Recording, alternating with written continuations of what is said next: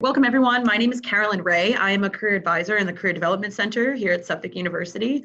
I've been at Suffolk about 2 years. I work with, we do a lot of career advising, a lot of presentations such as this. I work with a number of student groups as well on campus and run some events specifically for our art and design programs and for our athletics population. I work for cover letters specifically. We definitely work with both undergrads and grads. And we can get into that again if we have some time later for specific questions. Really, I think the big things to focus on, like, why do I need a cover letter? What's the purpose of it? And it's really your opportunity to elaborate on what makes you the best fit for the position. So unless you're a mid-level, you have a mid-level number of years of experience where we're really saying, okay, maybe you're ready for a 1.5 page or 2-page resume. We're really limiting you to 1 page, right? And that's great. It keeps succinct and to the point for the employer, but it can feel limiting to you, right? If there's more that you want to talk about, more that you want to make sure they understand that you have the skills, the qualifications that they're looking for in the role. So this is your chance to elaborate. This is kind of where you get to say, this is really what I want to focus on and tell you more about that I didn't have a chance to in the resume. And that's why it's a companion document to the resume, right? They kind of go hand in hand. We're not, and you'll probably hear me say this more than once today, we're not repeating everything that's in the resume. We are supplementing it, right? So we want them to jive, and we might reference things in the resume, but we really want them to work together to best demonstrate your qualifications. We do write a unique cover letter for each job that you're applying to, right? So if you're saying, do I need to write a different cover letter for every job? Yes, the answer is yes, the short answer. I don't think you need to start from a fresh document. I think usually if you have one that you've written that you feel good about and use for an application, usually the meat of that cover letter can be utilized again, right? So you can kind of work off of that one document, but you're always going to update it, and you'll see why. But usually you probably can use pieces of it from one to the next, but you are creating its own file, which is where the detail-oriented piece comes in, that you're making sure we're changing company names, job titles on there, who you're writing the cover letter to. I meant to include it. I took a screenshot of a friend who was interviewing for a position, and the cover letter said, I can't, I'm very excited about this grant manager role at such and such. And she wrote them back and said, I noticed your cover letter mentioned, this is, just so you know, this is not the position, and it was for a different company, and they hadn't updated it. So those little details when you write cover letters are very important. You are writing a unique one, but that's an easy way to get yourself in the no pile if you're not updating the job title and making sure that the correct employer is on there. If it's optional, do it. So another easy way as a recruiter or HR manager is to delineate between resumes and applicants is to say, okay, I made the cover letter optional, 50 did it and 50 did not. What are the first 50 I'm going to look at? Probably the ones that took the time and had enough interest in the role to take the time to write the cover letter. Okay, so if it's optional, do it. If they say we do not want your cover, we do not want any additional documents other than your resume, that's fine. Obviously, go by what the employer wishes are. But if it's optional, you should do it. The cover letter is a glimpse of who you are. If you're looking at the sample, I mean, it's still a professional writing document, right? So we're not using like slang language or anything kind of too informal, but it is an opportunity for you to speak a little bit more to who you are, like your personal brand, and why this work is important to you or resonates with you, or why the job resonates with you. So you can include things like that you think might help you stand out, but again, it's still a professional writing, so still business formal. How we're formatting it, if you're looking at the sample, I like to just use the header that I'm using for my resume. So literally just copy and paste that with a new doc, and that's what I'll use for my cover letter. Again, we already talked about their companion documents, they go together. So this kind of helps to show that, right? Again, when we talk about branding, it's consistent. So you can use something different, it's not the end of the world, but I think using what you have in your resume is a nice way to bring them together. Address, you don't need your street address, but if you do have, your city, state, and zip, most important, obviously, is accurate contact information. So an email that you're checking, professional email that you're checking, and phone number. We're dating it, so we address it just like a letter, so you can see from that sample there on the screen, the date is there, and then the manager, the HR manager that you're writing to, the name of the employer, and their physical address. If you cannot find the name, so a lot of times students will say, I don't know who I'm writing, it's just a general, I don't have anyone, that's fine. You can just leave that line out, use the company name and address, and then the dear so-and-so line, you can say, dear hiring manager, or, dear head of human resources, whoever you might, if you know the department it's going to, or at the very, very least, to whom it may concern. It's fine. What should you have before you're writing your cover letter? Obviously, your resume should be polished and ready to go. It's updated with any recent experiences or new experiences. Maybe some classes you're taking this semester are on there now. So if you're in a position where you're ready to write cover letters, and that means you're really trying to be applying, then your resume should definitely be 100% ready to go. The job description, not only that you have it, that you've really looked at it, right? And I like to highlight what in here, like when I go through the job description, what in here, is something that I have experience in, or really pride myself on. And even if it seems like, great, I'm checking all the boxes, really those key words, like what are they? Making sure that when I go to write my cover letter, now I know, like, this is what I'm gonna focus on. And I'm not getting lost in, job descriptions aren't catchy, right? They can be a lot to read through, but really taking the time to find what the key points from that are that I'm going to utilize in communicating back to the employer. Because if I'm using the same language that they took the time to utilize for the job description, I'm likely going to be more successful. And doing our research. So not only just looking at the job description, but have you taken the time to look at the employer, right? What do you know about them? Have you been on their site or their LinkedIn profile? What's new with them? I always use an example that someone here once was interviewing and has mentioned something about a new building that had just been purchased, and that Suffolk had just purchased, our new dorm building on Court Street. And it was so nice that they knew that, right? They kind of knew what was going on with their employer. It makes a difference. So just, you want to know, I mean, that's great prep for an interview as well, but even for your cover letter, you should know enough, you should know their mission statement. You should know what department it kind of looks like that you're looking to apply to. And the more you know, the better. And I don't necessarily think this is a waste of time, because if you're hoping to get an interview, you're one step ahead, right? You've already kind of done that initial research that you're going to need to do for the interview. So do your homework about the employer, about the position as well, and structurally where you might fit as best as you can. Okay, getting into the actual what we're writing. So that initial paragraph, goal is introduce yourself, grab the attention of the reader, and declare your purpose. So pretty short and sweet. You definitely, first of all, want to mention the specific position that you're interested in applying to. So don't assume they know. Remember, they could be reviewing for a number of different positions. So make sure in that first line that you're indicating your interest, you're stating the specific position at specific company, so that they know. Just to clarify, we want to be clear. And then we're also saying either how you learned about that position and why you're interested, right? So, I learned about this, maybe it was a networking connection that you specifically want to name. And if not, that's okay, but you definitely want to indicate why you're interested in the position. And again, the more specific you can be here, the better. If it's just because it seems like a great company, or then maybe that we need to do a little bit more homework, but maybe it's something about the mission that resonates to you. Maybe it's something about the responsibilities that resonates with you. It's a growth position for you.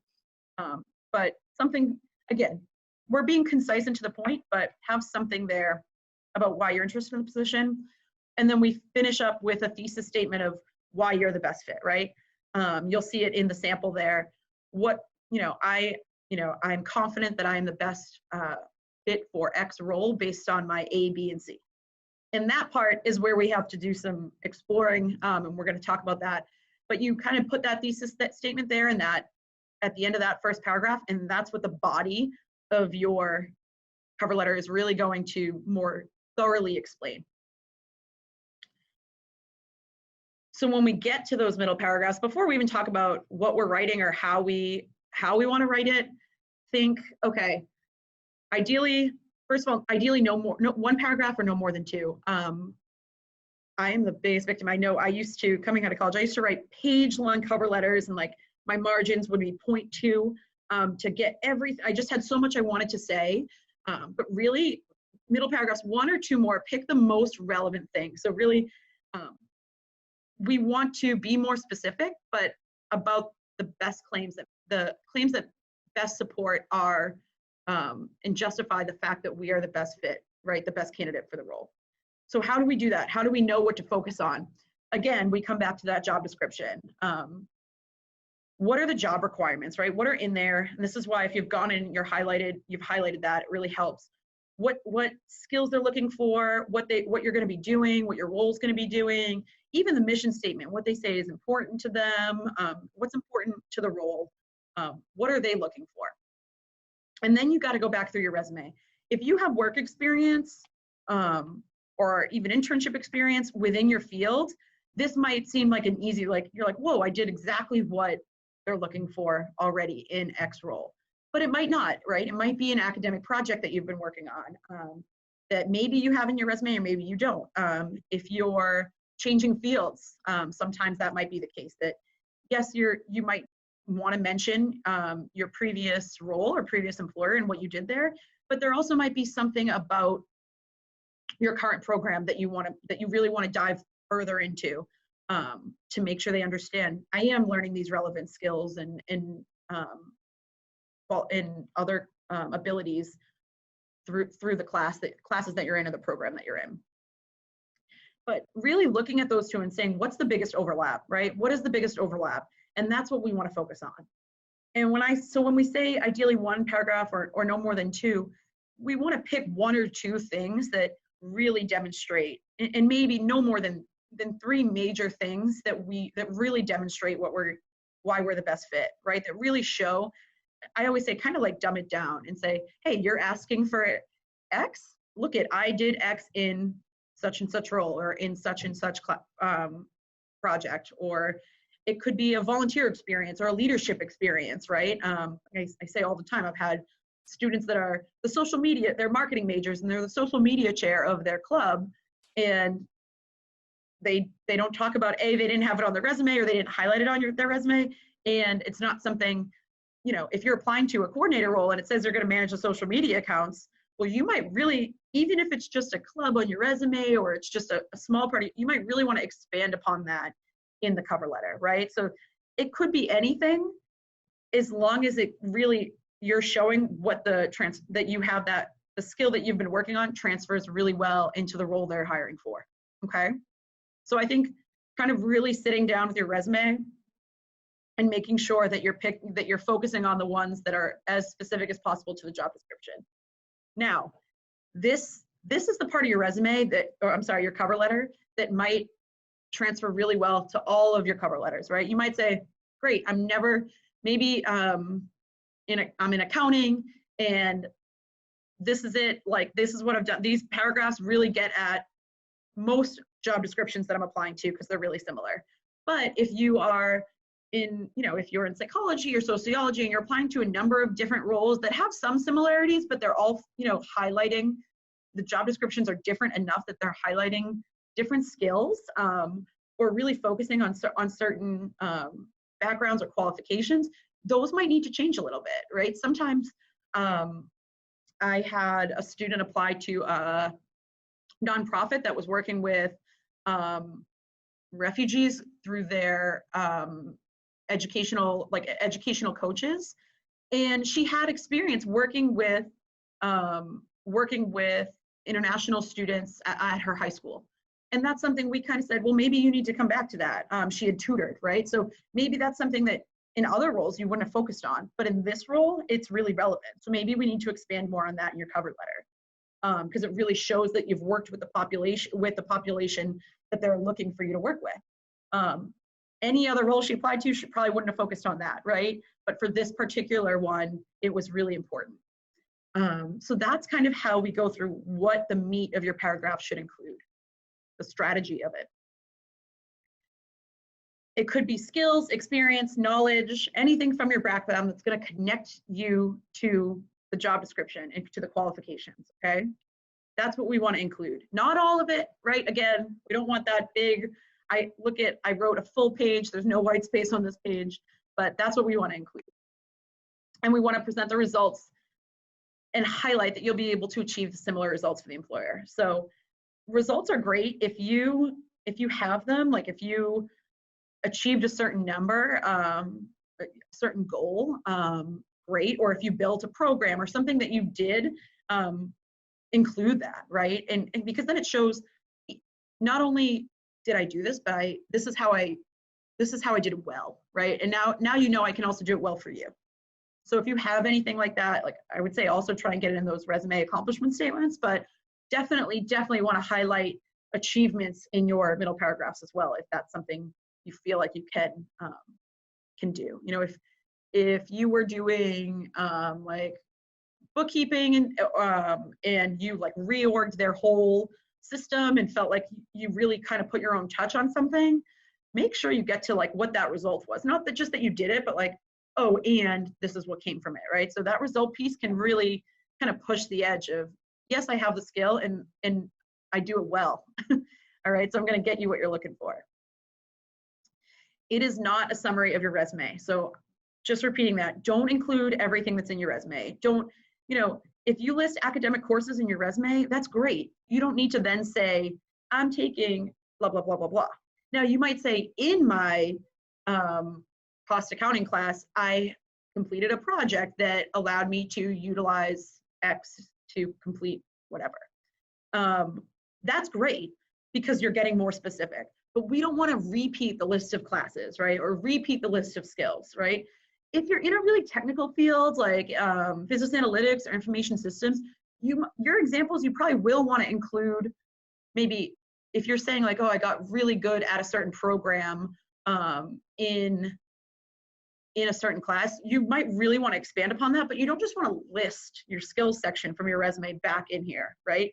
So don't just repeat your resume, really pull the pieces from your resume that are best going to resonate with the employer, because otherwise, frankly, it won't get read.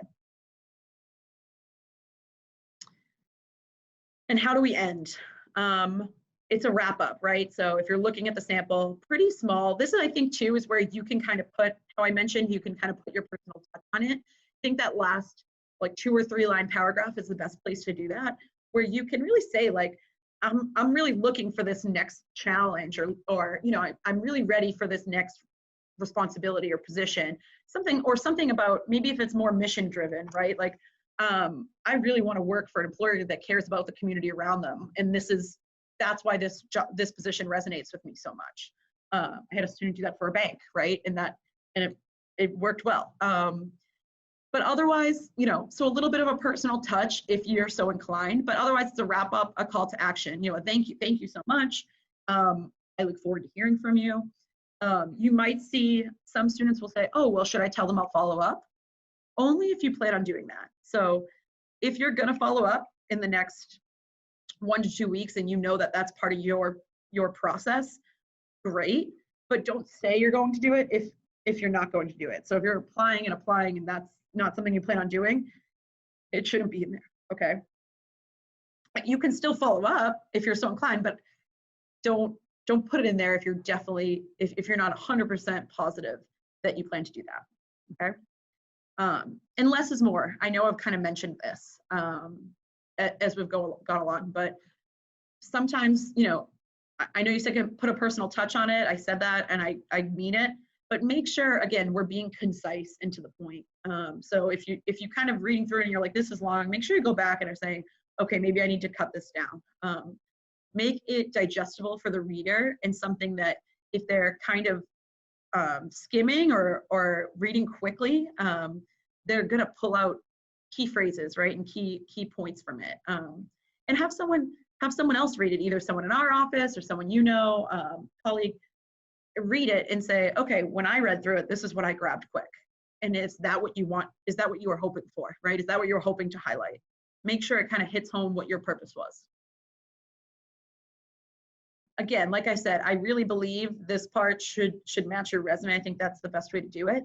And I believe that the language should be your own, right? And that everyone's intro is a little bit, this is personalized, right? There's no standard cover letter. Everything is personalized, but at least it gives you an idea of how you might want to best present yourself. And that is what I have just as the basics of it. Just an FYI, I know the semester is a little different, but we are doing virtual drop-ins every day where you can do a resume or a cover letter review. It's via Google form, and then we send you a Zoom link. So Suffolk.edu/careers, you'll see right on our homepage, it will say virtual drop-ins. And I'm sorry, it's 110 to 210 because of the new activities period. I apologize. But during that time, you can meet with an advisor, and we will, if you just want someone to take a quick look at it, we're happy to. You can also make an appointment on Handshake. So if you want a longer period of time, you want a full 30 minutes, we can definitely do that as well for either resume, cover letter, or something else. Interview prep, job search, exploration, anything else that might be related.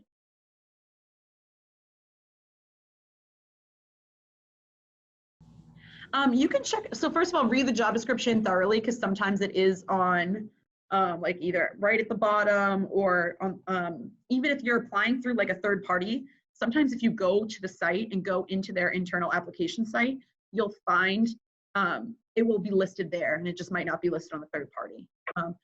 Sometimes too, like on like LinkedIn postings, it will have it above, like either above or at the bottom of, you'll read through the job description and the person is listed elsewhere, but the HR manager is there. So just do your due diligence. And if you can't find it, like I said, not the end of the world.